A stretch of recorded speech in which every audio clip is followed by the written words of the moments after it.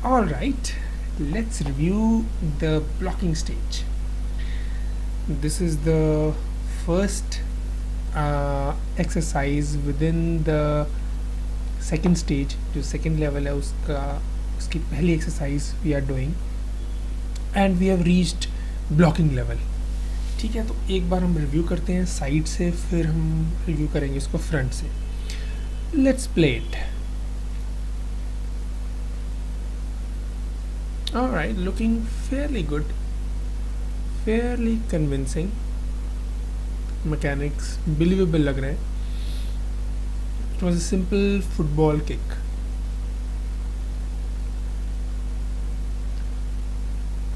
Alright, चलो अब हम इसको माइन्यूटली रिव्यू करते हैं और कमेंट शेयर करेंगे. अगर कुछ कमेंट्स हमारे सामने आते हैं, कुछ दिखता है एक एक फ्रेम में रिव्यू करते हुए, तो we are going to share. Let's start.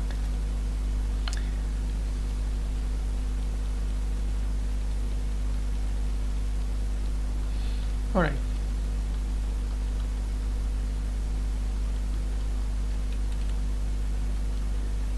सबसे पहले तो ये जब टेक ऑफ हुआ, ये पिंड लग रहा है नीचे वाला पोर्शन. पिंड का मतलब होता है ऐसा नहीं लगना चाहिए कि वो कीलों से गड़ा हुआ है. ये नीचे वाला पोर्शन जो है इसको पिनिंग बोलते हैं. पिंड नहीं होना चाहिए. अगर वो आगे जाना चाहता है तो वो पूरी टांग जो है वो स्ट्रेच होना चाह रही होगी ना. ठीक है, उसके बाद उसने जब टच किया, यानी कि जब उसका ये वाला पोर्शन, एक सेकंड, ओके, जब उसका देखो ये अप पोजीशन है, उसके बाद वो टच करना चाह रहा है, यानी उसकी आगे वाली जो लेग है वो फ्लोर को टच करना चाह रही है. तो जब वो टच कर रही है, उसमें ये वाला जो एंगल है ना, ये वाला एंगल वो वैसे का वैसे आगे जा रहा है. तो वो लकड़ी की तरह लग रहा है. होना क्या चाहिए, वो जब टच करना चाह रहा है तो हमें इस लेग में भी हल्की स्ट्रेच यानी खुलना दिखना चाहिए. तो पता चलेगा कि ये लेग ज़िंदा है. तो जब वो लेग ऊपर गई अप में, तो मे बी थोड़ा सा यहाँ पे मुड़ा हुआ, और जब टच होना चाहती है तो थोड़ा खुला, हल्का खुलना फील होना चाहिए. ये टेक केयर करना पड़ेगा कि बाकी मैकेनिक्स हिलने नहीं चाहिए, क्योंकि टांग मुड़नी और टच करते हुए खुलती दिखनी चाहिए हमको. टच के बाद फिर डाउन में फिर हमें ये मुड़ती हुई दिखनी चाहिए. तो अभी हो क्या रहा है, ऐसा भी हो सकता है कि हम इस फ्रेम में, जो अप वाला फ्रेम है, उसमें अगर थोड़ी ज़्यादा मोड़ दें तो भी वो फीलिंग आ जाएगी, और हम टच वाले में कुछ ना करें, वो भी हो सकता है. वो देख लेना. सिर्फ हम चाह रहे हैं कि ये फीलिंग हो कि जब ऊपर गई तो टांग मुड़ी, और जब नीचे टच होना चाह रही है तो टांग खुली. तो it make the leg organic. नहीं तो वो अभी लकड़ी की लग रही है.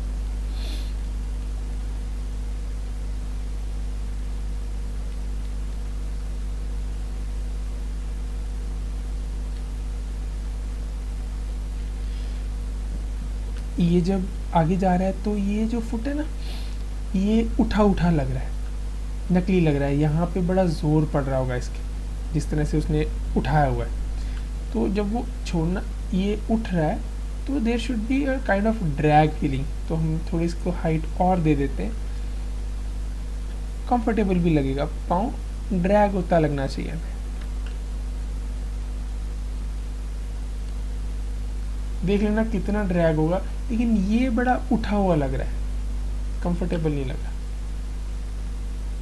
उसके लिए हो सकता है तुझे ये थोड़ी हाइट ज़्यादा देनी पड़े. Let it be. इसके जो बॉडी स्ट्रक्चर है वो हमारी बॉडी से अलग है, तो हो सकता है वो ज़्यादा उठा उठा के करे. Doesn't matter. राइट, अब उसके बाद उसने एक सेकंड ये लिया, फिर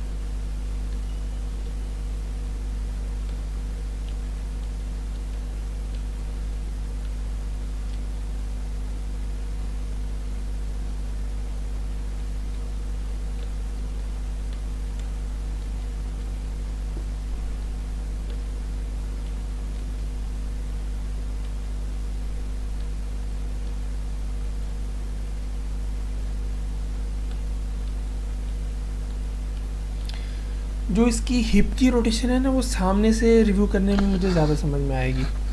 तो यहाँ से हो सकता है मैं कुछ चीज़ें मिस कर जाऊँ, जो वे फ्रंट से देखेंगे तो वो क्लियर हो जाए।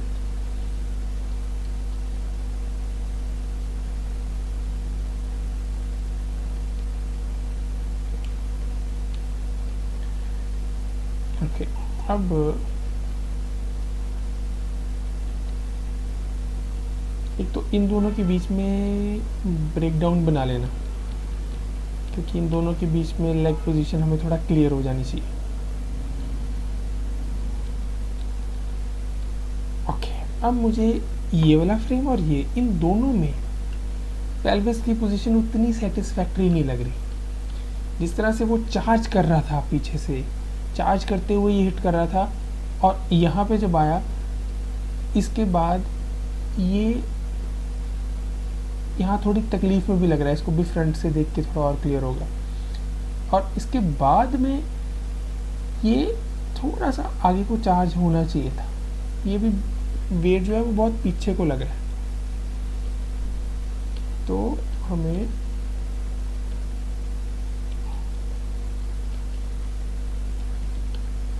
एक सेकेंड,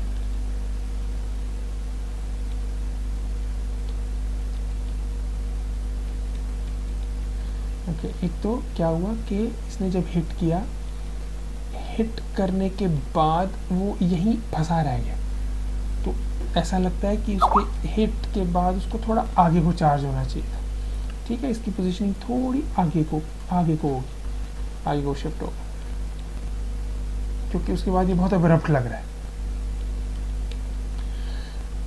ओके, नेक्स्ट चीज़ क्या है कि ये जो हवा में गया ना, इसमें ये पैर बड़े तकलीफ में दिख रहा है।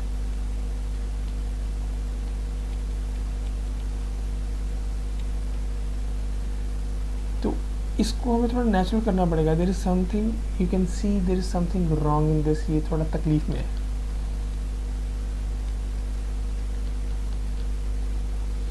इसने किक किया और फिर ये स्ट्रेच में होना चाहिए।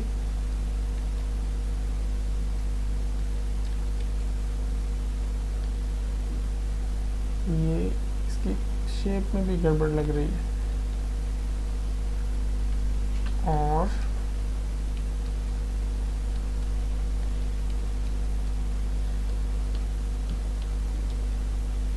इसमें हम किक के बाद इसको थोड़ा और भी उठा सकते हैं। Try this, doing it bit more. ठीक है, और मोड़ के फिर ये टच होता हुआ थोड़ा और भी अच्छा लगेगा। ठीक है, और ये इधर को रोटेट हुआ।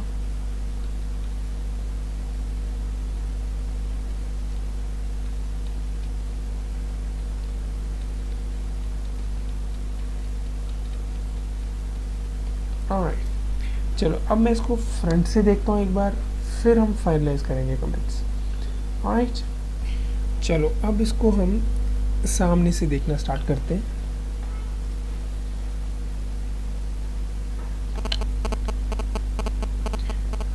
फेयरली क्लोज, हल्की सी बस फाइन ट्यूनिंग, हल्का सा इस पर पॉलिश सा करने की ज़रूरत है।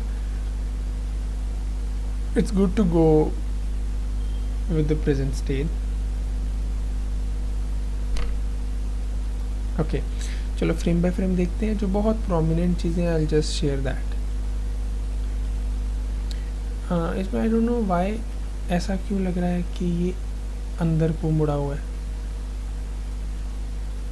की बॉडी लैंग्वेज में अंदर को मुड़ना थोड़ा गर्लिश लुक देता है। तो जस्ट कंफर्म इट, ये थोड़ा बाहर को ही होना चाहिए।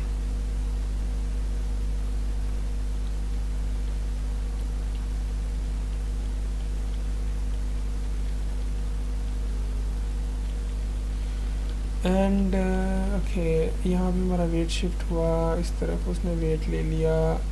देन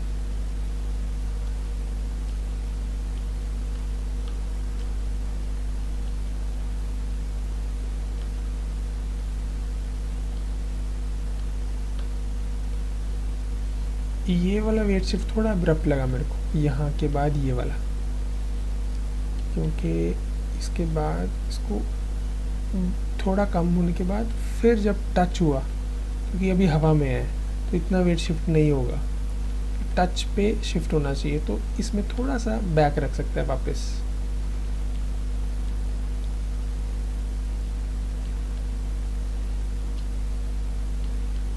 ये झटका वही वाला है जो हम साइड से देख रहे थे।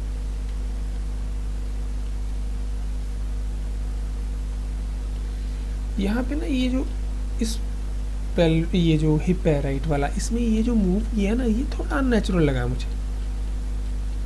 ये होने के बाद ये जो हुआ है वो प्ले में भी दिखता है अजीब सा, वहाँ खड़े खड़े जो वो घूम गया पीछे को, ये वो एक बार देखना कैसा क्या है। ये जो मूवमेंट है ये मुझे अननेचुरल लग रही है, ये खड़े खड़े पीछे जाना।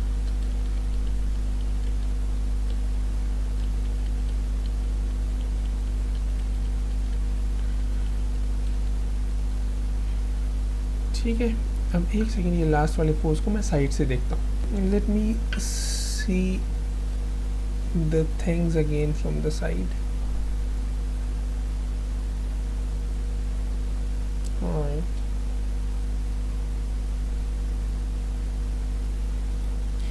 एक मैं क्या चाहता हूँ कि ये जो हमारी किक है ना, एक तो वो है ये कि किस टाइम पेल्विस ने थोड़ा आगे को चार्ज करना है, ठीक है। उसके बाद व्हाट आई फील इज कि ये किक में हम ना इसको थोड़ा और हाइट दें। एनिमेशन में हमको किसी पोर्शन को थोड़ा एसेंचुएट, थोड़ा एग्जैजरेट कर देना चाहिए to add entertainment, to make it more theatrical, to make it more entertaining. तो इसमें एक एस्पेक्ट जो है उसका छलांग मारने वाला, वो एंटरटेनिंग हो सकता है, उसको हमें पुश किया जा सकता है उस पोस्ट को। तो ये जो मारा है ना इसने, इसको वी कैन पुश थोड़ा ऊपर से आए, यानी मे बी हाइट यहाँ तक समवेयर, तो लेट्स पुश इट फर्दर, ऊपर से फिर आए। उसमें ये टांग का स्ट्रेच और स्क्वॉश भी मज़ेदार मिलेगा। इसको हिट करके लेट इट गो ऊपर, ऊपर से जाके फिर जब नीचे आना चाह रहा होगा तो उसकी टांग बिल्कुल सीधी होगी ऊपर से, क्योंकि काफ़ी हाइट पे जाएगा, और ऊपर जब होगा तो टांग मुड़ी हुई। तो let's have a bigger thing, और मे बी इसके और इसके बीच का ब्रेकडाउन भी बनाना की ज़रूरत पड़ सकती है। पहले तो उसकी पोजीशन ठीक हो, अभी ये बहुत दूर दूर है, पता नहीं चलेगा बीच में क्या बनाना है हमने, कंप्यूटर को नहीं पता चलेगा प्लानिंग करते हुए। तो वो ऊपर जाके आया, फिर हम यहाँ पे भी थोड़ा बेटर स्क्वॉश दे सकते हैं, यानी वो ऊपर गया, ऊपर जाके जब नीचे टच आया, टच में जब डाउन आया तो डाउन में थोड़ा और नीचे लेके आया, उसमें वेट का इफेक्ट आएगा, ऊपर जाके नीचे आया, फिर नीचे से फिर ये छोटी जंप, दैट्स ओके। इसके बाद हमने वापस खड़ा नहीं किया ना,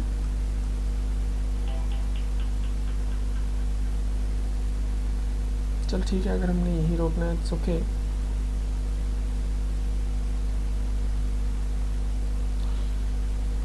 ठीक हो गई ये बात।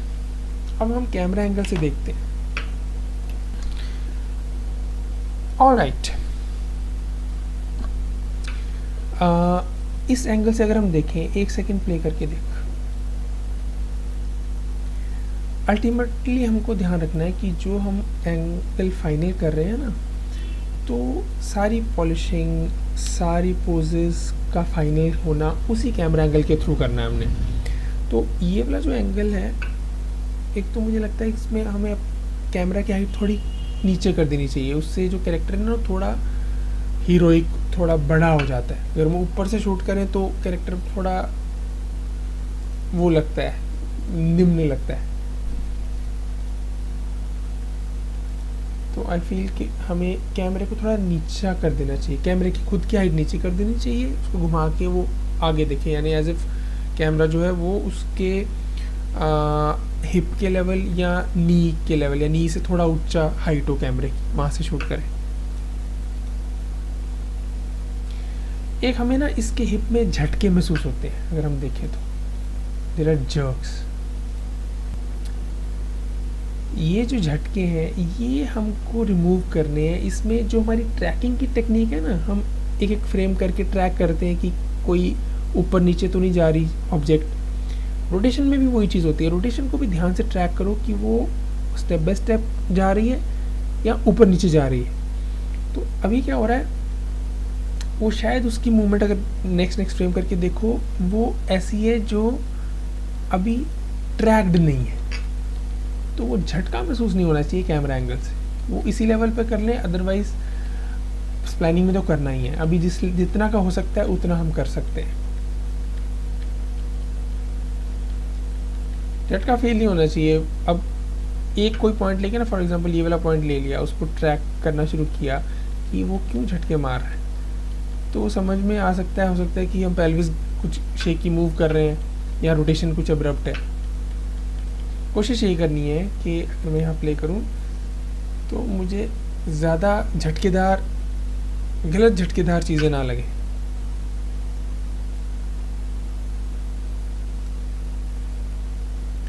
ठीक है, फ्रंट और साइड के जो रिव्यूज़ दिए हैं वो अगर ठीक करेगा ना, कई बार क्योंकि यहाँ से समझ में नहीं आता तो अच्छा रहता है कि फ्रंट और साइड ठीक कर लो, यहाँ अपने आप ठीक हो जाता है। तो इसलिए पहली कोशिश फ्रंट और साइड से करनी चाहिए। फ्रंट और साइड से सब ठीक हो, उसके बाद भी यहाँ ठीक ना हो रहा हो तो यहाँ पंगे लेने चाहिए।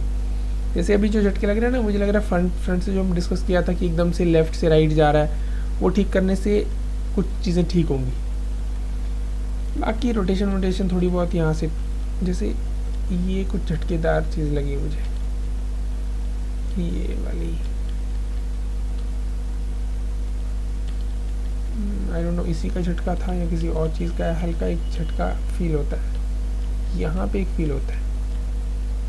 हाँ, ये वही है जो हमने बोला था कि वो पहले ही क्यों लेफ़्ट की तरफ आ गया, उसको आना नहीं चाहिए। ये है मेन झटका, लेफ़्ट में जाता है फिर आगे को जाता है, वो प्ले करने में झटका लग रहा है। जो हमने फ्रंट से बात की थी कि वो अभी नहीं लेफ़्ट में जाना चाहिए, बाद में जाना चाहिए।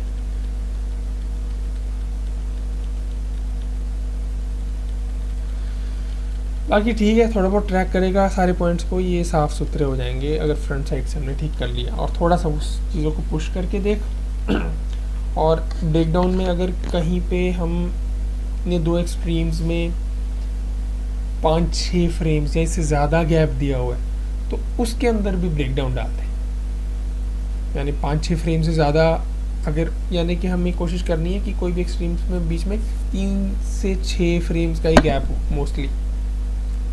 ठीक है, 3 से 6 फ्रेम्स, इससे ज़्यादा नहीं। 3 फ्रेम्स तक हो जाए तो आइडियल सा रहता है, लेकिन ज़बरदस्ती नहीं करना। मेरा मतलब है 6 से ज़्यादा जहाँ फ्रेम्स दिख रहे हो गैप, वहाँ पे ब्रेकडाउन डाल देना। राइट है, ऑल द बेस्ट।